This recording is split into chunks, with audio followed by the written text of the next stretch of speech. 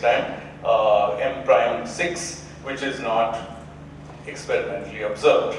And this is possible if it's very small.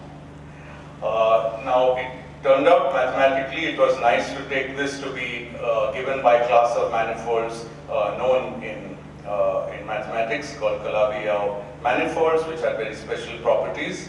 It was also thought in those days that there were very few of such manifolds. So there was this thinking that the structure is so constrained that there are very few options. This turns out to have been a monumental error, not just an error, but an error of massive proportions. But yeah, that's what happened, and I'll discuss the error later. But yeah, in this thinking, the idea was, well, we have a standard model with SU3 cross SU2 cross U1 as its gauge group. We know already that it embeds well in E6, which is a group with complex representations in 4 dimensions and therefore admits parity violation. And we somehow embed E6 in one of these two E8 factors when the theory is compactified from 10 to 4 dimensions. And at the time, so this is the legendary paper of Candelas et al. In which this was discussed, and it seemed pretty miraculous that this sort of scenario could be achieved, where you combine the UV finite string framework in 10 dimensions with the physics goal of describing the standard model plus gravity. And both sides were quite well established, and they still are. UV finite string framework in 10D is a thing, it's real, it's very good. And the idea was we must use that to create a model of 4-dimensional physics which incorporates both the standard model and gravity. And this was the famous paper which quickly scored thousands of citations. It's from January 1985. Now if we step back a bit, we see that now there are 2 goals in string theory. And for these 2 goals, we have 2 models, both based on the same string framework. One model is based on the idea that there's a fundamental QCD string describing this narrowly collimated flux tube between quarks, and it has roughly constant tension. And the other proposal, which looks quite independent, is that there's a fundamental superstring whose low energy excitations include gravitons self-coupled as in Einstein gravity, and which, unlike Einstein gravity, is consistent at high energies. So here's a comment: the fact that quantum gravity is consistent at high energy in the string framework is a crucial feature without which goal number 2 couldn't even have been put forward. Okay, and so the idea was to put up a model, or create a model for for goal number 2 as well as for 1. Now in 2. All we need really is a superstring to describe gravity at the quantum level. The idea that it would also unify other fundamental interactions was an optional add-on. Okay? And there was a certain hubris or enthusiasm of those times when it seemed that everything was falling into place, and that strings very naturally give rise not just to gravity but to gauge forces, and so they are the right setting to unify them.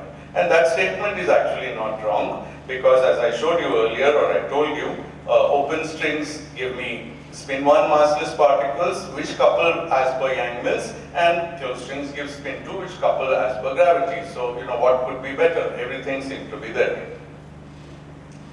Now, one interesting thing is, although these 2 models look different, QCD string and gravity or superstring, they're not that entirely exclusive, because whenever you have open strings, you have closed strings. And in the case of the QCD string, it can just close on itself, and you'll get a closed string sector, and maybe that describes something like glue balls with vacuum quantum numbers. So it could be good in QCD.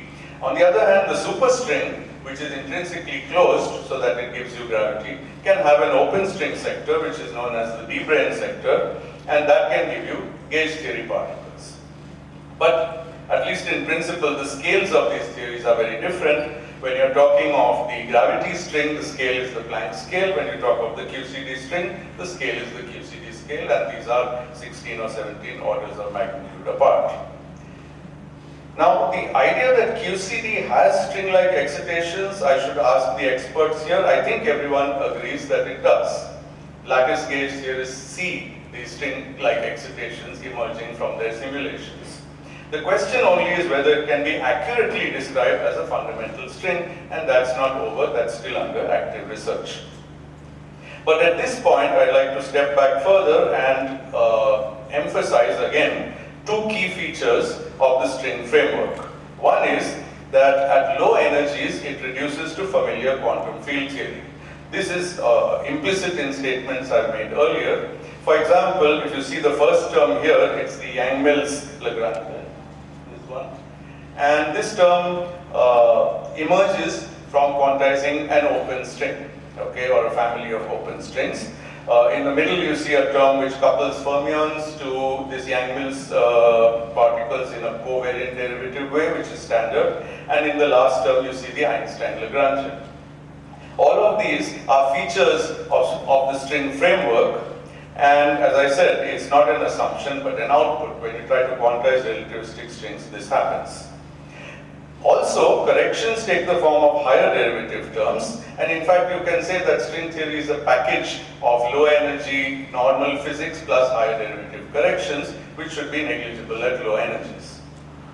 That's one general lesson. The second lesson is that although renormalization is required in field theory, it's actually not required in the string framework, which is intrinsically ultraviolet finite. This is still true many decades later from the time it was discovered. And the basic idea is that the tension of the string, which gives a finite extent to the string, acts as a UV cutoff. Okay, so if we think of string theory only as a theory of gravity, discarding now this unification idea which was there, we can ask questions about quantum gravity. And we don't need to make a realistic model to ask these questions, because we can ask what I call framework questions.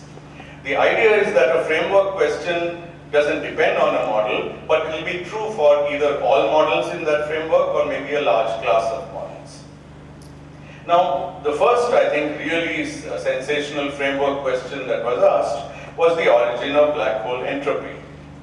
And what Strominger and Waffa did with this in 1996 was to actually set up a family of models. It's not really, they did one model, but it quickly became clear that it's more like a framework property, that wherever you can, you set up a model within string theory, within the string theory framework, where the macroscopic entropy can be computed for a black hole. That's the area, at least in leading order, as per Bekenstein-Hawking. But you can also find the microscopic degrees of freedom exactly as certain string excitations and calculate kV log omega, number of degrees of freedom, and then you find perfect agreement between the two.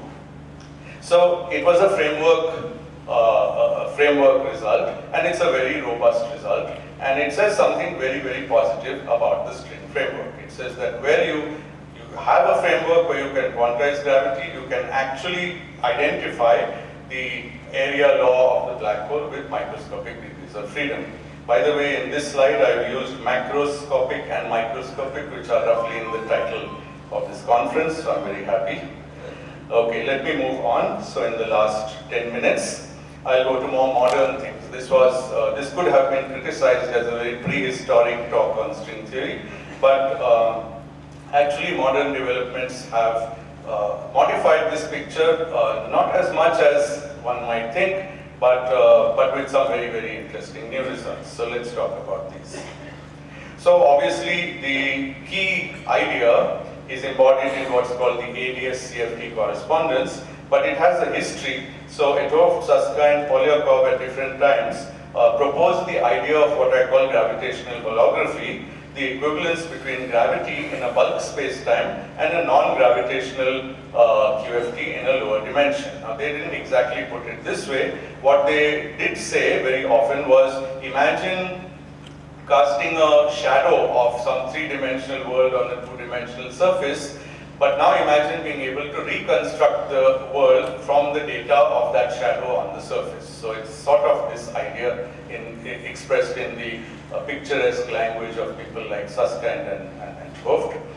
And the idea came from the fact that the entropy of a black hole should, if it was a conventional object, scale as the volume, but in fact it scales only as the area, a puzzle which Bekenstein and Hawking gave us. And the idea was that maybe gravity just is holographic. So the area law of black holes is not special to black holes, but it's just part of the fact that gravity always likes to be holographic. It's just one-dimensional lower secretly. And it's quite a shocking proposal. By the way, I keep calling it gravitational holography because there is something called holography where real holograms are made and you've seen them. And string theorists annoyed the entire world of physics by taking over this term. I think if you Google holography now, I don't think it will show you holograms. It will now show you Maldasena's work. Too bad. Anyway, now if completely true, then we can study our gravity by using a three-dimensional field theory. Or we can study our gauge theory by studying a five-dimensional gravity theory. It sounds insane, but the idea is that the degrees of freedom are completely captured. So either side of this duality captures the other side fully. It's not an approximation. And it's very hard to tangle with. And for a long time, this remained some kind of idea in the gravity community which sounded nice, but it was mostly words. It was a qualitative and imprecise notion. But Maldacena in 1997 embedded it within the string framework and said something very technical. He said 10-dimensional string theory compactified on a 5-sphere down to 5-dimensional anti-de Sitter spacetime is the same as a supersymmetric Yang-Mills theory in 4 dimensions.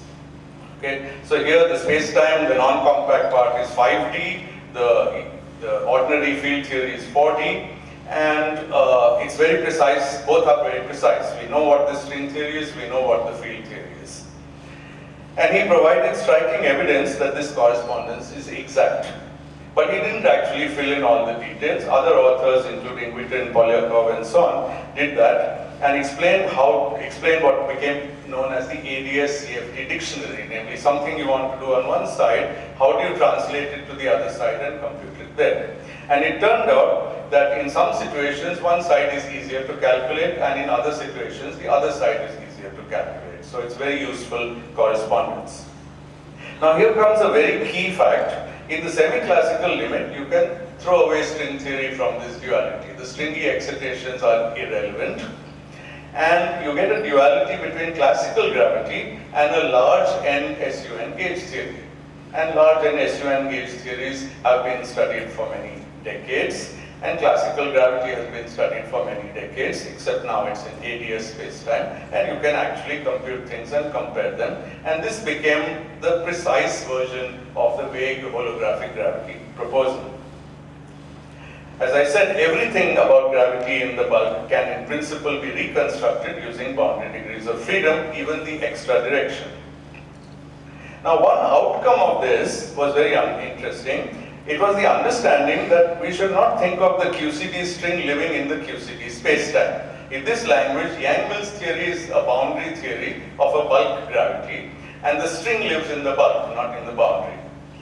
So in some sense, the QCD string is like a projection of a bulk string in a higher dimension, projected onto the boundary where it behaves like the quark-antiquark, the string that joins quarks and antiquarks.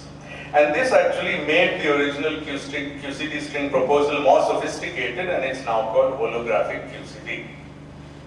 So this is one interesting outcome. Another interesting outcome was that this was a very landmark paper by Witten, who showed that in gravity there's a low to high temperature phase transition called the Hawking, but he didn't show the Hawking phase transition, they had done it. The transition is that in the gravity path integral, low and high temperatures are dominated by different spacetimes. So there's a sudden jump at some point between one spacetime and another spacetime. So it's a geometry transition. He showed that if this happens in the bulk, then on the boundary, quarks go from being confined to being deconfined. That was a wonderfully illuminating idea. Again, though, I emphasize these are framework results. They're not tied to particular models, or if you want to be critical, they're tied to very unphysical models. They're models that we know how to solve. Okay, and there was a third outcome, which is also quite legendary for good reason. It's the relation between quantum entanglement in the boundary theory and classical geometry in the bulk. In a way, it's almost similar to these previous dualities in some sense. It's inspired by them. And what it says is that if I have a bulk region, I think you can see my cursor. Yeah. If I have a region A in the boundary, then the quantum entanglement between A and its complement is captured by finding a surface which droops into the bulk from the boundary, which is bounded by the boundary of A, and measuring or just calculating the geometrical area of the surface. That area is the quantum entanglement entropy in the boundary. So this geometrizes quantum entanglement entropy, and it's amazing because the area is a classical concept. Okay, so a gravitational area is due to a phenomenon which is purely quantum mechanical, namely entanglement, and this has pretty much revolutionized the entire theoretical entanglement enterprise, because now there's a new tool which we can use to compute and study entanglement. Now, what I want to emphasize is that these are all string framework features. They will hold in a wide class of models, maybe all models, even if we don't find a specific accurate model to describe nature. In fact, it could be better than that. They could be gravity framework features which we discovered using string theory. Okay? If that is true, then we can forget about string theory and we know something new about gravity, or more generally about QFT. Now, there are some directions that this ADS-CFT correspondence somewhat indirectly focused interest on. One of them is the conformal bootstrap problem of classifying conformal field theory. Anindo is the expert on that. I'm not sure if he's talking directly about this now, but anyway, yeah, hopefully he'll say something about it.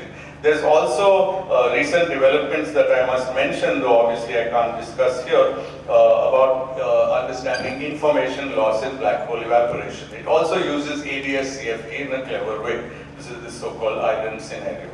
The point, though, is that both these directions are really going towards teaching us the frameworks of conformal field theory and of gravity, and although they arose in string theory, they're not so closely necessarily tied to it.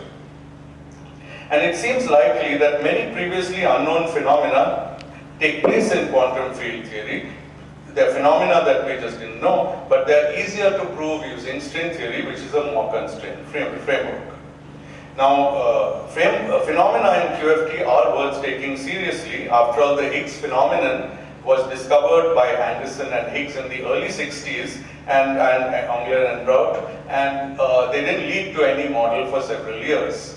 But they are QFT framework properties. That is, within QFT framework, you can make lots of models which have a Higgs mechanism, and it doesn't need for that model to be realistic, but eventually we do need one realistic model, which is what Weinberg and Glashow and Salam found. Okay, so I'm in the last 5 minutes of my talk, and I'll be talking about these conditioned viewpoints or perceptions. So where are we after 38 years of intense research in string theory? On the plus side, we understand the framework much, much better. It's a very impressive framework with many of the desirable features to produce a model of nature. Personally, for me, the origin of Yang-Mills and Einstein-like interactions and the corresponding gauge symmetries, general coordinate invariance and Yang-Mills symmetry from string theory is the most compelling reason to believe that it's closely connected to nature. I mean, there's nothing more fundamental in nature, in my view, it's my personal view, than gauge and general coordinate invariant interactions. That's the root of everything. But a framework does not make experimental predictions. As I said, it cannot be falsified. It stands or falls based on utility.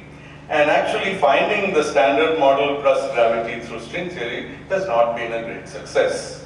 So let's take a little critical look at that old paper of 1985. Well, one rather innocent limitation was that the 4D spacetime was asymptotically Minkowski, while now we know we have a positive cosmological constant, and therefore it's asymptotically de Sitter. That changes a lot the consistency of a compactification. Another problem, which is much more serious in a way, is that while string theory has a fundamental scale of the Planck scale, being a theory of gravity, all the proposed particles in it, the electrons, the muons, whatever fermion generations it tried to create, were all massless in the initial stage, which is natural because they are massless compared to 10 to the 19 GeV. But then eventually you must give them a mass, and more generally, you must stabilize all the so-called flat directions or moduli in the theory. And there were these landmark papers in 2001 to 2003, which attempted to do this through flux compactifications. Many other papers too. But unfortunately, the models, for example, of KKLT remain complicated and controversial. I mean, not a week goes by without somebody, again, giving some argument why these models are not stable. Even if you say they're stable, they're extremely complicated and contrived. I think nobody could really argue against that fact. And the last thing is that this business of having a unique small gauge group in 10 dimensions was a complete red herring. You can get any gauge group you like from string theory in 4 dimensions. Not any, there may be some anomaly constraints or something, but as big as you like. It can be bigger than E8 cross E8. So the idea that we must embed the 4D gauge group in E8 cross E8, I think is just dead. So that was just wrong. I mean, we didn't know enough at the time, but yeah, now it's clearly wrong. Now, the string community's reaction to this failure has largely been to focus on other things. Most people don't work on string compactifications. Actually, most people in string theory don't work on string theory at all. They work on string-inspired ideas, which is a large set of theoretical ideas. And they're mostly framework type of ideas. But it does mean that the buzz of excitement around this theory of everything was overhyped. I think we should be frank and say so. Now, the response to this hype was a series of books and articles saying that string theory does not follow the scientific method, as it does not make predictions or is not falsifiable. And now I tried to argue that falsifiability is just a nonsensical idea. I'll come out and say it right here. Both for frameworks where it doesn't mean anything, and for models where it means something but it's quite useless. But predictivity, yes, it doesn't make predictions in that sense, and that's a sensible and desirable property, and we have not got any precise predictive models. So I'm almost done, but let me mention at least these classes of models. There was some discussion on them this morning, the first one.